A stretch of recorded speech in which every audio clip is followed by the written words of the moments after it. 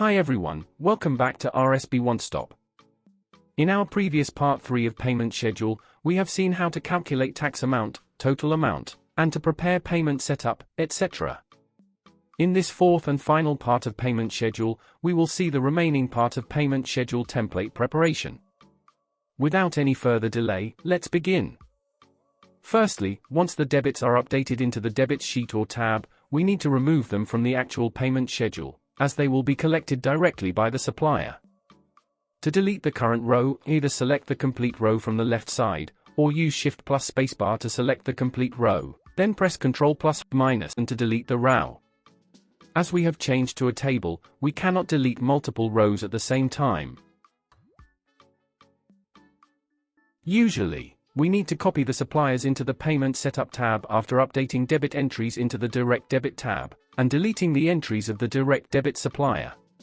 So, you will not have those entries to worry about once you copy the suppliers, unlike now, which was just for illustration purpose.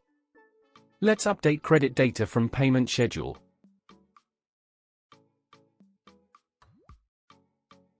Now let's change the date format which was converted to serial when converted into a table range. Let's update other cells as well.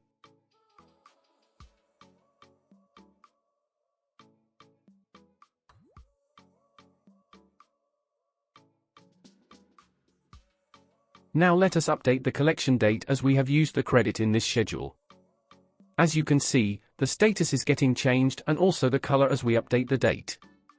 This is because of the conditional formatting, an if condition formula that I have applied to update the status when cell G2 is not blank. Now, let's get into the final and important part by adding a new tab and renaming it to Master Schedule. We will keep the history of the payment schedule and invoices that were paid on each schedule here. This will be very helpful for reconciliation, as a backup, or to update whenever there is a query internally or from the business. In this sheet, we will capture details like supplier name, invoices, currency, amount from payment schedule. Provide comments that are necessary if any.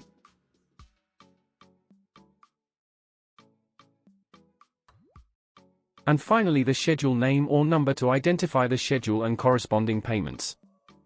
That's all, we have completed creating a payment schedule template which is ready for processing invoice payments.